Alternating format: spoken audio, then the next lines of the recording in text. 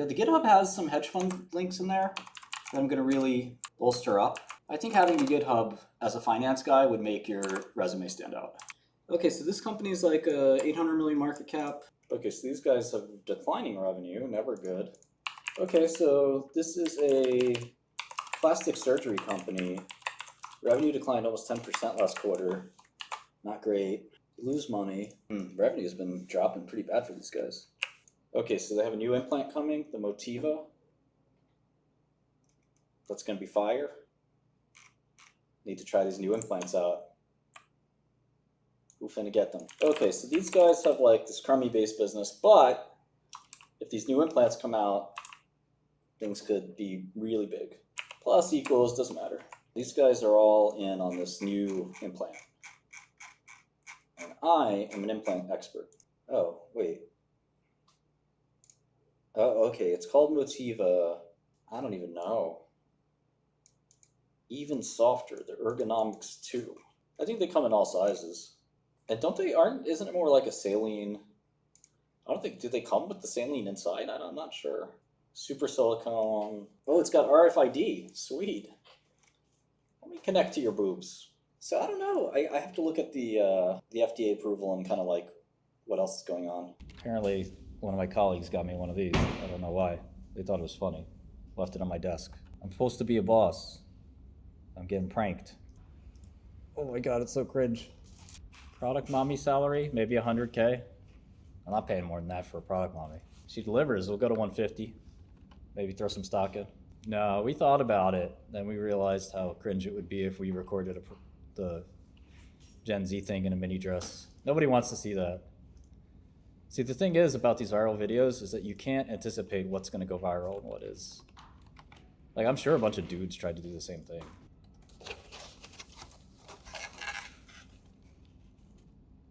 Liquidia's, I haven't kept up with Liquidia. I mean, obviously like Roger. Yeah, OpenAI is keeping it real. I like that. I wouldn't let somebody invest if they have like a huge investment in a competitor. I'd be like, hey man, good luck with that investment, but you done now. Apparently he's saying you don't know, but he's saying it in his like London black accent. I disregard technical analysis. Bausch is growing again. That's kind of cool actually. Matt, do you know I put out a big Liquidia long write-up in 2022 on Wall Street Bets? No, it's all right. They call me the pharma bro for a reason, man. I know every drug company. Yeah, I don't think technical analysis is really viable. It's funny that Salix is the only business that actually stood the test of time, which Valiant bought for a lot.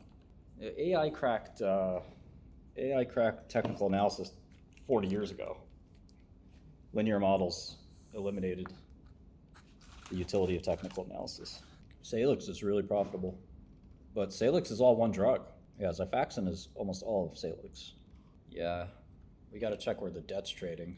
If the debt's trading like below 80 cents, I usually just don't even bother looking at the equity. I mean, I think that there's people from the streets, from the hood, they're not used to the intellectual pursuits of what normal people do, and people who are trying to get ahead in life. And so like they don't even understand what I'm doing. That's fine.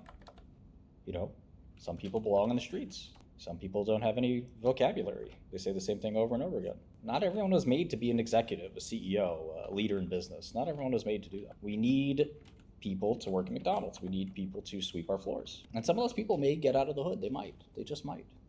And I'm happy for each one of them that do. They get a taste of success by accident, but they get a taste of success. It's a beautiful thing. That's what America's all about. How to make it out of the hood? Well, go to school, study hard, avoid miscreants, hoodlums, and other maladaptive people. Go to work in an office. And eventually you'll be successful. Trust in the process. Well, we're trying to analyze a company and determine if its share price is reasonable. Some people call this investing or value investing. All the information on the company is scattered in a lot of different places, so we put it in one place and then we scrutinize it. We think and think and think. Is this a bargain? Is it too expensive? Should I look at another stock? Should I focus more on this stock? A lot of work. Here we're looking at something called the cash flow statement. Cash flow statement represents the company's operations, but through a different lens, through a cash lens instead of through a GAAP accounting lens. That's why the net income statement and the cash flow statement are kind of like mirror images with slight distortions. It's almost like a funhouse mirror. No, the method doesn't change. It's a private equity style method of investing. Okay, so Bausch does about $1 billion of free cash flow a year, which means they got about 20 years left to pay the debt off. Pretty ugly. So even if they get rid of Bausch and Lomb, that's only like $5 billion. They still would have a gigantic debt burden. This is supposed to be secret. It's from John Griffin, one of the best investors of all time. I mean, hedge funds are great. It's just managing money on a month-to-month basis is very difficult. Shout out to the people that are good enough to do it. It's hard enough to find good stocks. Now have the restriction that you got to find them, and they have to, like, your portfolio has to make money every month. That's hard. Got to look at the old archives from Eli Lilly from the 90s. They were on fire. Prozac came out. It was fuego. I don't think the GLP thing is a real problem. I kind of never thought they'd do much in GLP anyway.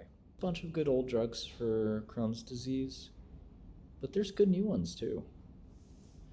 The best new one is called, it's the Takeda one, Entyvio.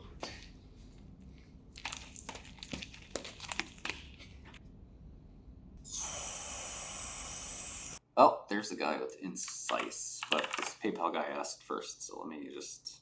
What is the ENSYCE ticker anyway? Let's see. ENSC. 3 million market cap. Come on. This is barely a company. Do market caps get smaller? Man, I got albums more expensive than this. Market cap here says 300K. 300K. That's femto. These guys are filing Form Ds? All right, it looks like a 1.6 million market cap, right? NASDAQ telling them, you're not a real company. Get up off our exchange, buddy. Game Changer. Any company that writes Game Changer in their press release should probably stop doing that. Pain Therapeutics tried to do stuff like this. It's not easy to make abuse-resistant oxycodones. The government doesn't like that. I don't know if ITK is great for autoimmune. I think that mechanism was studied a long time ago. I gotta check it out, though. Management team? Oof, that's tough.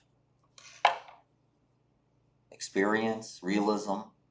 They know the industry inside out. Focus, dedication, motivation, loyalty, hustle, respect. Yeah, these drugs look like dogs. Naked short. What's a naked short? They don't have any cash to do this study. Even if they did, I'm not sure they should spend it on the study. $1 million in cash left. Just got some money from where?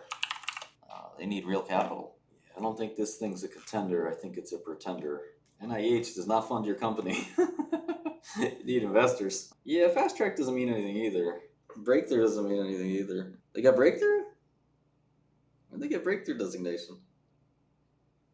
Nothing the FDA says means anything unless it's an NDA. We gotta look at Humacyte too. I gotta get some short. But why'd you say naked short? Look at all-time naked short. What? Stock won't move, so you think somebody's shorting it? Come on, man. You gotta be professional. Nobody's shorting. Nobody cares about this stock. Yeah, it's just that people don't want. The FDA doesn't want this drug to be approved. They don't want more opioids. They want something like the Vertex drug. Suzetrigine. We need fewer opioids, not more. This is kind of what happened to Ramoxi. Pain drugs like this just don't sell well either.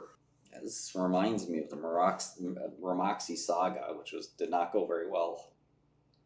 Everybody who's tried to do this business plan has failed.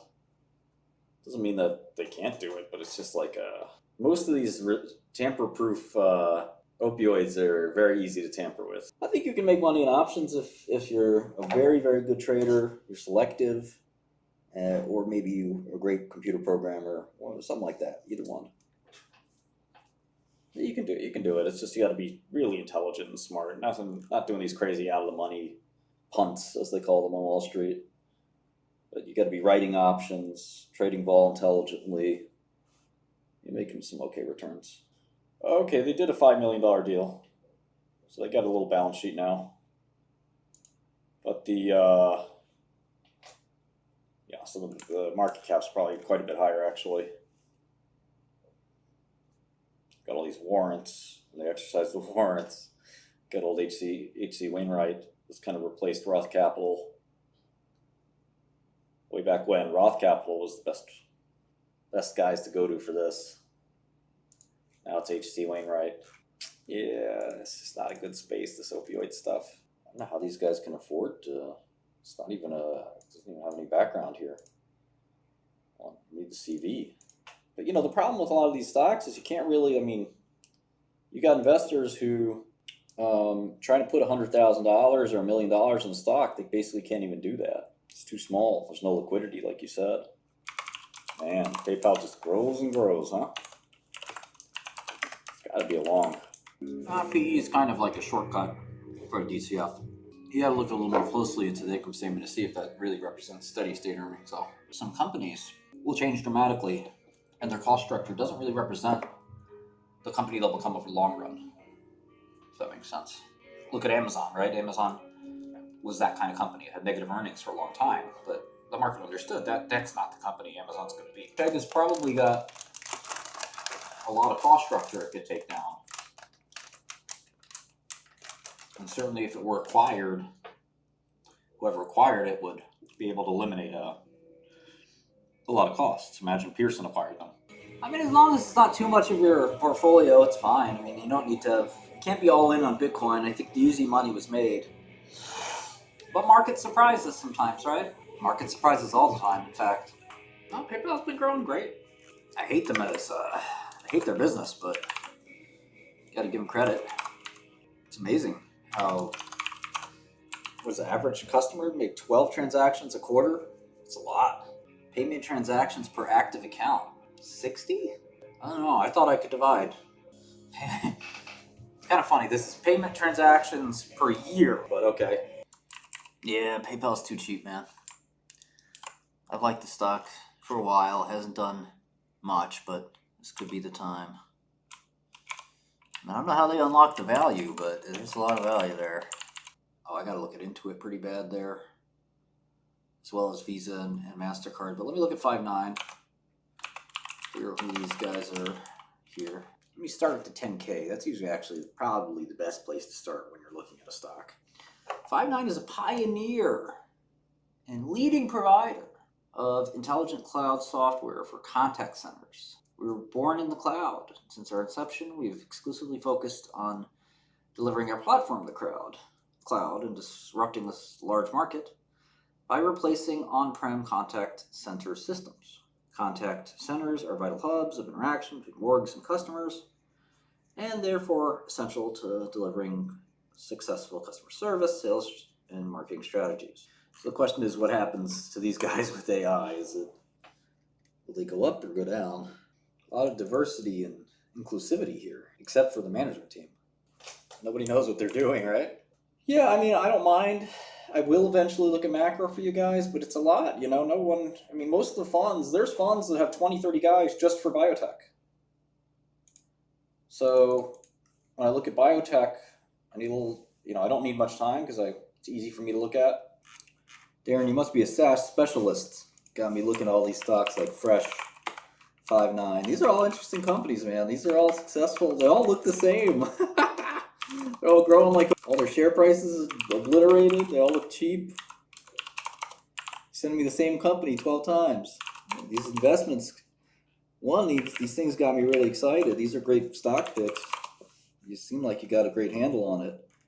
And then two, or at least you're picking really great stuff, or I've lost my skill as a stock picker because these all look pretty great.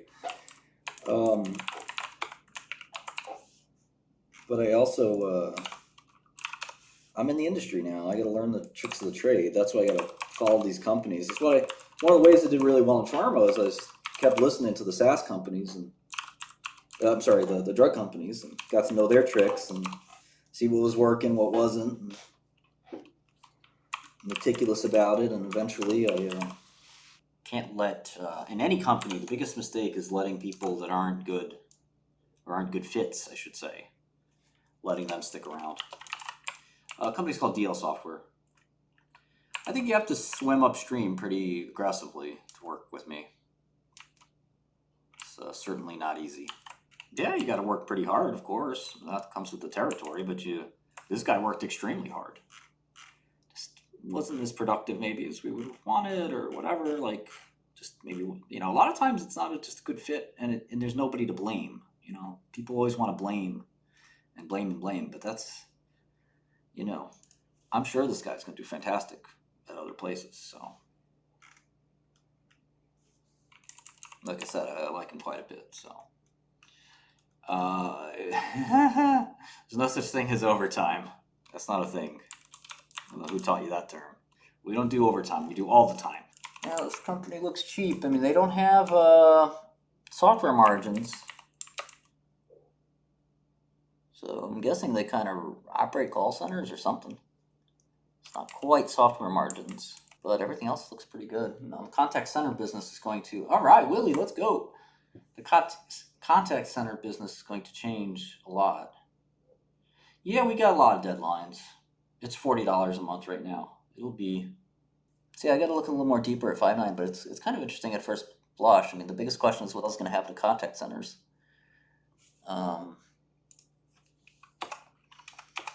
Which is an obvious and stupid question, but you know, there's so many startups trying to innovate in this space. Revenue growth is slowing fairly dramatically, but it's also fairly cheap, 10 times EBITDA. Yeah, 50% gross margin for SaaS is, I'm guessing they run a contact center. They have to, in addition to the software or some other services business or something. Yeah, we're going to link brokerages soon. The ops can, the Bloomberg just doesn't move fast enough. They'll never move fast enough to make that a good product. Or I should say a lot better product. Because it's a good product. It's just very expensive and not very innovative. I don't say anything about the product here. Maybe I can partner with these guys. There's a lot of startups trying to kill this space. And I'm not saying startups are that scary. They're not. They're usually way overblown. But, and I'm sure their customers love them, but yeah, so, I mean, in general, it looks very favorable, but I don't know that I am 100% ready to endorse buying it after looking at it for 10 minutes.